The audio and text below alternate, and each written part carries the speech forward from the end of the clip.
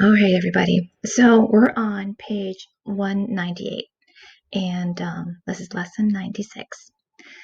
Okay, I want you to think back to the last lesson. On Friday, Joseph assured his brothers of his forgiveness after the death of their father Jacob. Joseph was content. He was happy. He acknowledged God's hand in both the good and the bad events in his life. Now, today's story happens earlier, about 2 years after the drought started. At least 9 years had passed since Joseph saw his brothers. His brothers probably still felt guilty about what they had done. They probably expected that Joseph was dead or was a slave in Egypt.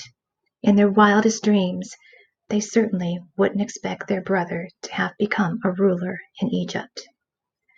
We're going to focus on 2 words today. We're going to focus on mercy, and you heard that word in the devotion, and also grace. Okay, those are the 2 words we're going to focus on. And if you look in your word study on page 198, there's 2 definitions. The first definition, not getting the punishment we deserve. The second definition, getting what we don't deserve. Okay, I want you to think of a time in your class or somewhere down the line when a teacher showed mercy to a student who didn't have homework turned in on time. Maybe it was 2 days late, maybe it was a week late, and the teacher showed mercy. She could have gotten really mad, could have punished the student, could have given that student an F, but instead she said, okay, thank you very much. It's late. Thank you for turning it in. Think about a time also when you're at home and your parents showed you grace. You did something really bad and you knew you weren't supposed to do it. Your mom and dad found out, you told them, you confessed, and they forgave you and they loved you and they showed you that wonderful grace.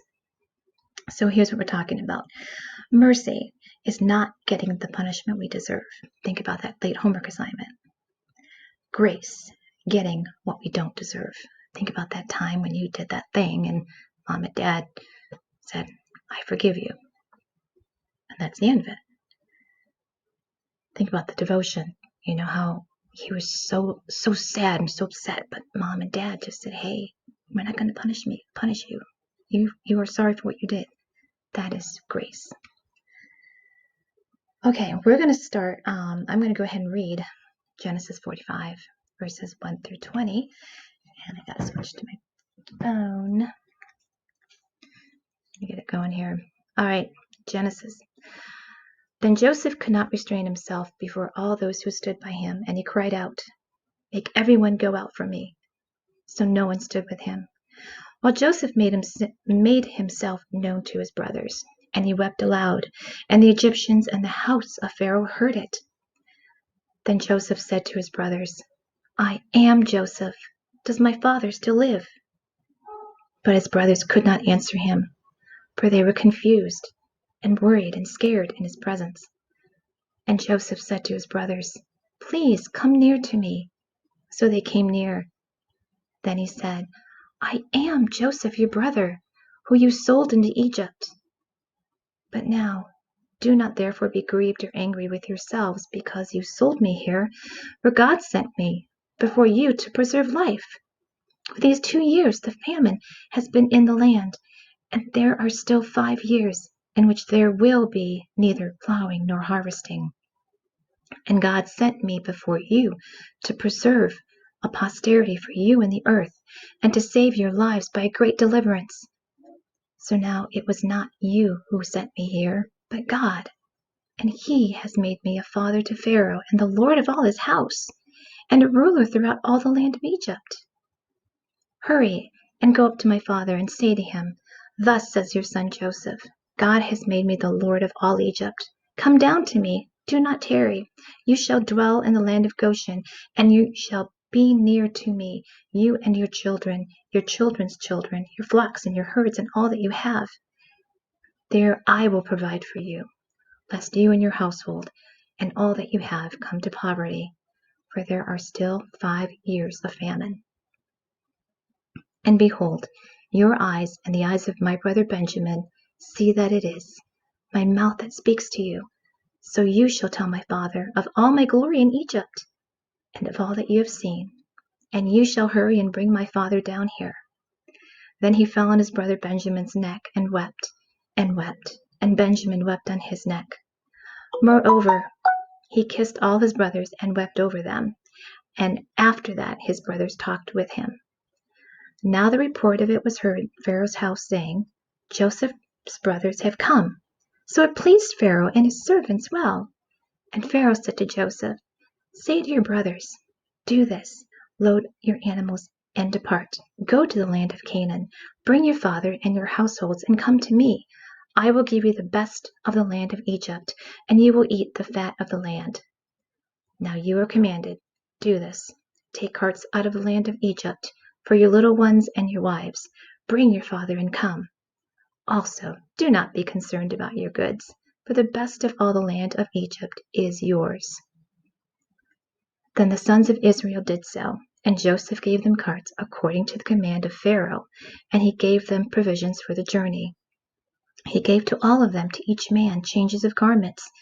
But to Benjamin he gave 300 pieces of silver and 5 changes of garments.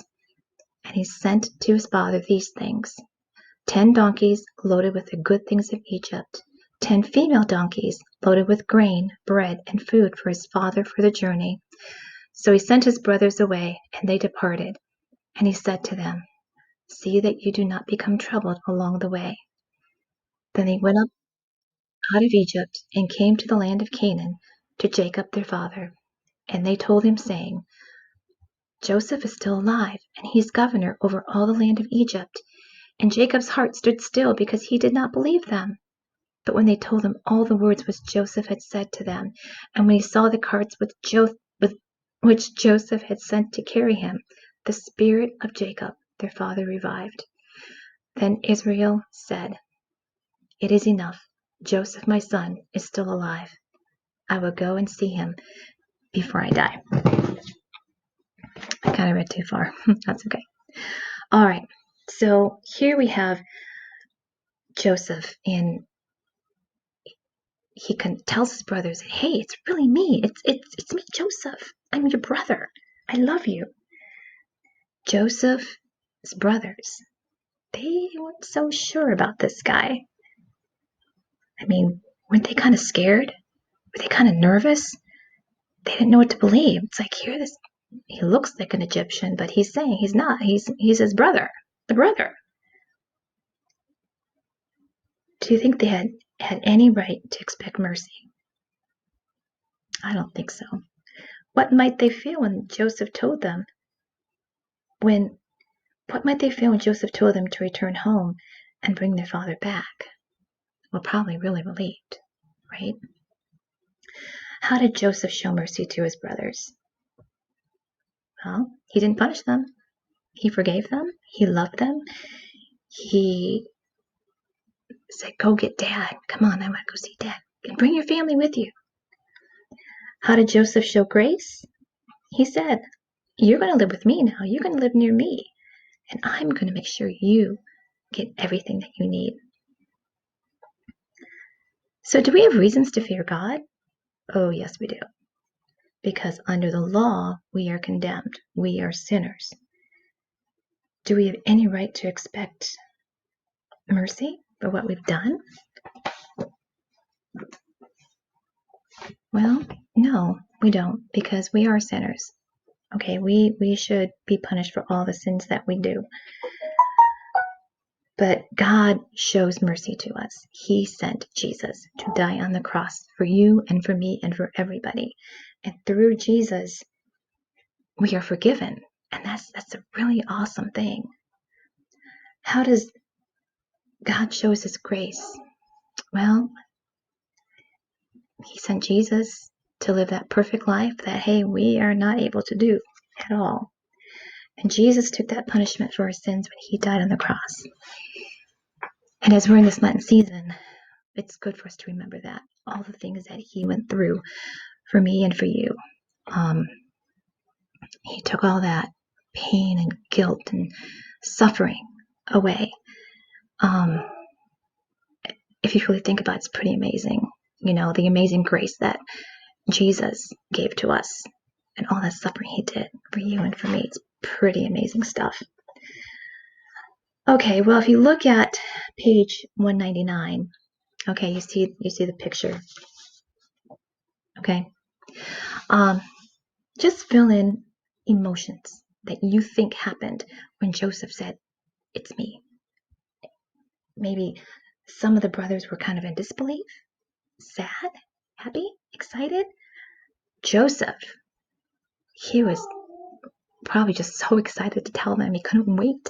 So just, add some faces to these guys, showing what they might have felt through that whole process. Okay, and then we're going to go back to the other side. Like, what do you expect? What might you expect to happen if you dropped your open water bottle, forgot to bring your homework, broke your mom's favorite vase, finished your book report on time, wrote a thank you note to grandma, took your sister's hairbrush, made your bed without whining, and lied about a friend? So all of these things are things that we have done, okay? And it's pretty amazing how much mercy we are shown, how much God loves us and surrounds us with his love. And your parents, are wonderful too. And I'm a mom. I understand my kids did some things that my third grade class knows I told them stories. But it's all about forgiveness. It's all about showing grace, being merciful, representing God. And we're put on this earth to represent, to say, hey, I am a child of God and I love him so very much. And we're supposed to show that love to others, and show that mercy, and show that grace, even when it can be very difficult to do. So we're going to go ahead and end with a prayer. And if you fold your hands and pray with me. Dear Father in heaven, we want to thank you for sending your wonderful Son, Jesus, to die on the cross to show us his amazing grace. We are so grateful for him. We are so grateful for you. We want to please ask that you be with us during this time. Please bless all those healthcare workers and police officers and firefighters. Please be with them. Please be with all those who still need to work. And please be with us. And remember, and help us to remember that you are in charge. Thank you, God. We love you. Amen. Okay, I'm going to post a music video and hope you sing along with it. Okay, bye, guys.